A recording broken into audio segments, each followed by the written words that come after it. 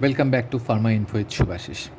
Now today's topic is isoquinoline. So here we are basically going to discuss. In this video I'm going to talk about the synthesis of isoquinoline, right? So now in my last video there was a talk on this quinoline, right? If I just try to draw the structure of quinoline, it is something like this, right? It's a fusion of benzene as well as pyridine, right? But in a similar way, if I just want to create an isomer of quinoline, right, it may be something of that sort, right?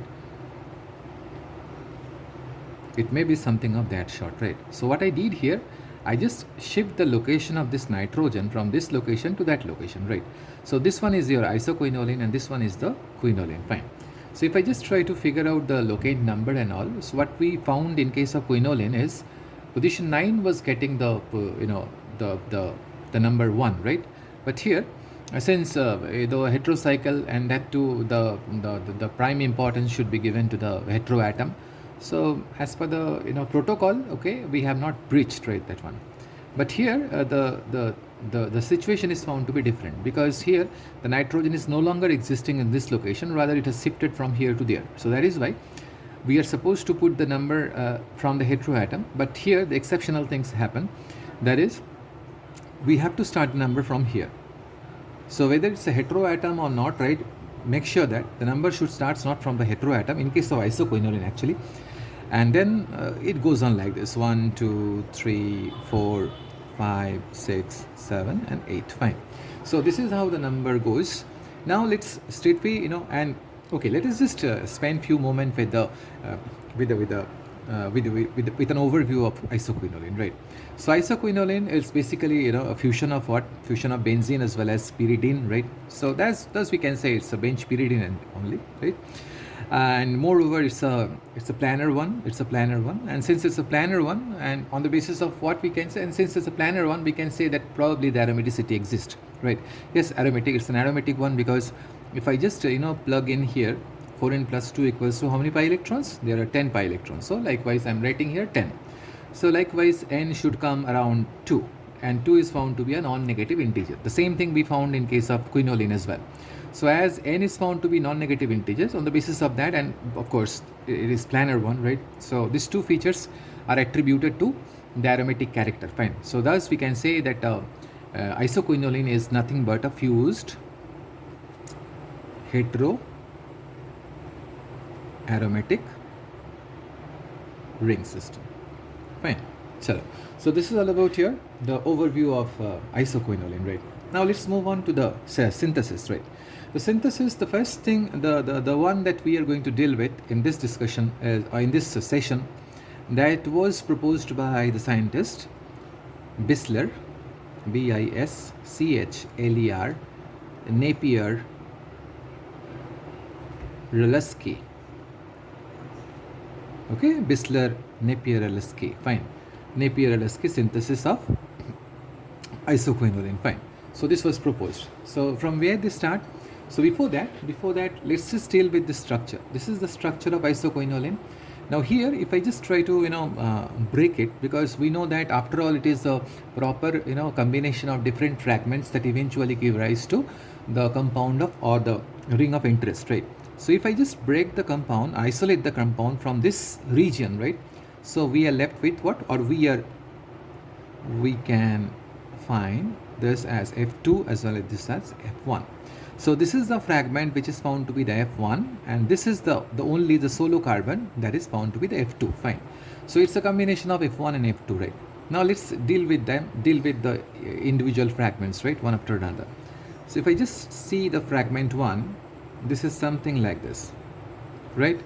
So what is expected? That nitrogen, since nitrogen seems to be the the one which should be a part of, integral part of the isoquinoline, that means the nitrogen should be there.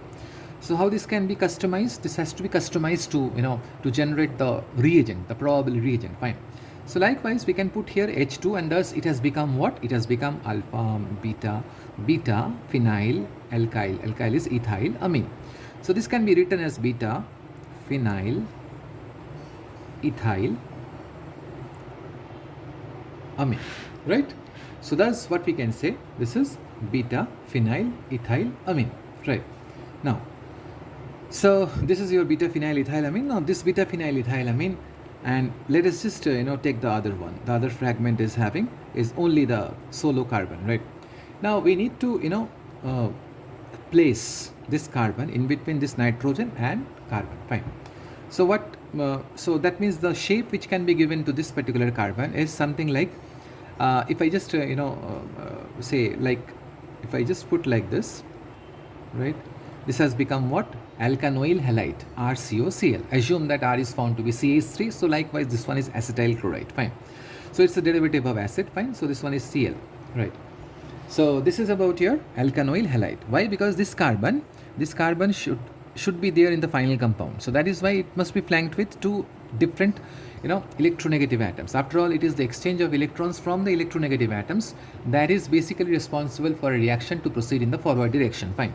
So this is your alkanoyl halide. So here alkyl, if I just say alkyl is found to be CH3 here, so likewise I can write here acetyl chloride.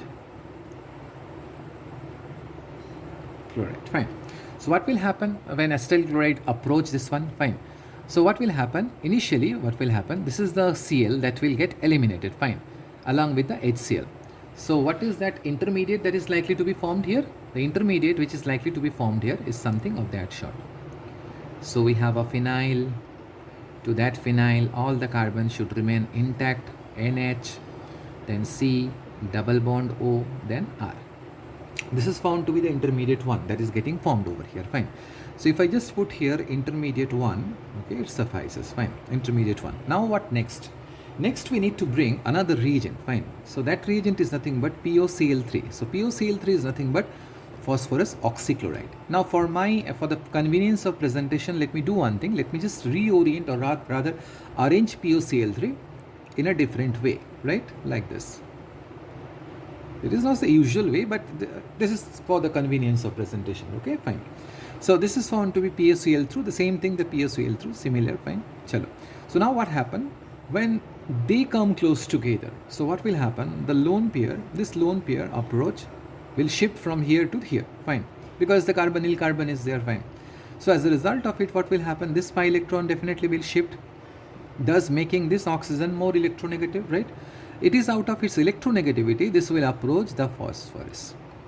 Not oxygen, rather phosphorus. Because if I see the periodic table, what I observe that, see if I just write like, O, S, N and P. So which one is more electronegative? If I just compare these two, this one is more electronegative than this. So that is why if I just compare the electronegativity of these two compounds, so this should be given the preference, right? So hence we can say that oxygen is found to be more electronegative, thus it is less electronegative. So that means this can be considered as a electron deficient center. And as usual, the more electronically dense oxygen is approaching this phosphorus, right? Chalo, fine. So this has happened. So as a result of this particular attack, what will happen? There is an expulsion of Cl minus. Once this will approach over here, so this Cl will go off, right? Cl will go off, leaving behind what? Another intermediate. So what is that intermediate that is getting formed over here? So this is found to be the intermediate that is likely to be formed over here. So what will happen? This N, the lone pair has already been given, so that is why a positive charge. Then we have a carbon, then to that carbon we must write OPOCl2, right? And we are left with another one like his R, fine. Now what happened? So we know that this is the carbon which is having a H here, fine. Now since this is the area which still which can at least afford an electronic attack, right? So the attack will be from this region, right? This region. When the attack will be from this region, what will happen to this area? This will get positive charge, right?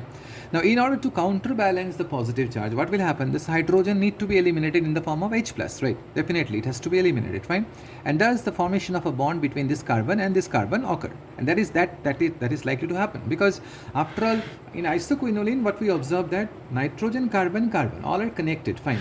So and we are left with one more connection, that is carbon and carbon, fine. So when this occurs, this particular bonding will take place, right?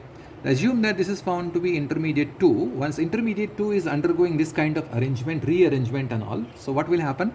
Thus there is a formation of another compound that is here like this. It is the ring closure that is likely to happen over here, fine.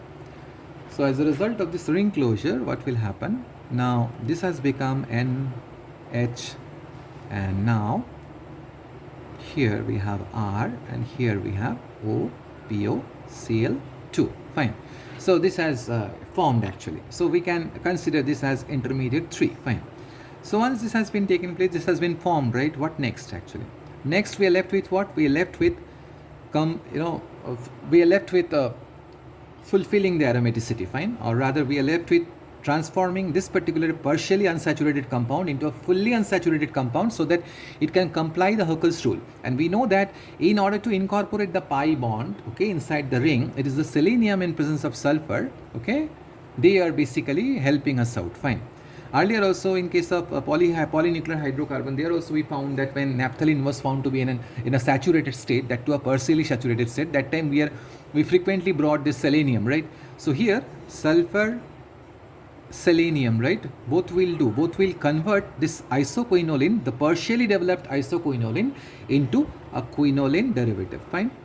Why I am calling it as derivative? Because here, as I said, that selenium is basically responsible for what? Responsible for removal of the hydrogen. That means the oxidation, fine.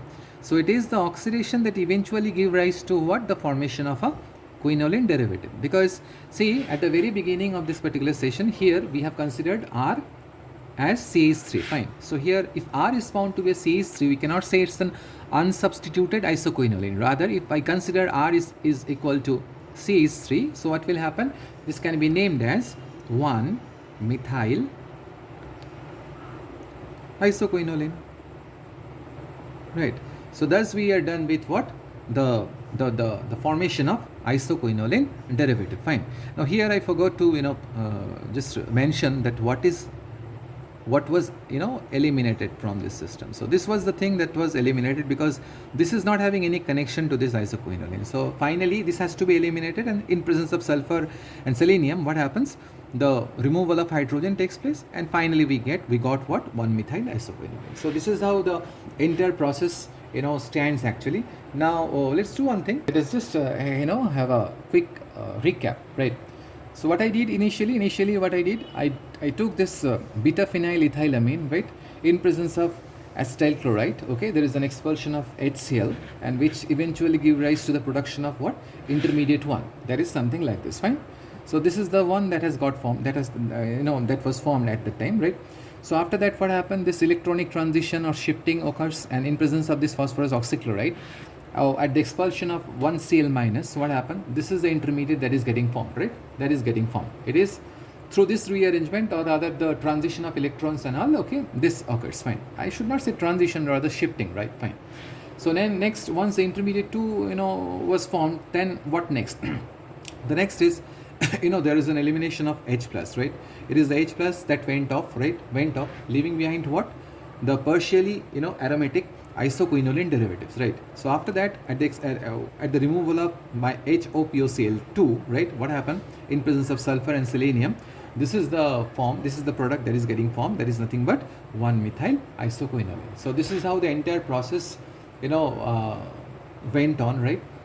So hope you have understood the fact and file, okay, about the synthesis and all, right? So if you just now do one thing, you just put your comments, right, so that both of us can grow. And with that, I'm concluding this session, okay? See you in my next video. Thank you.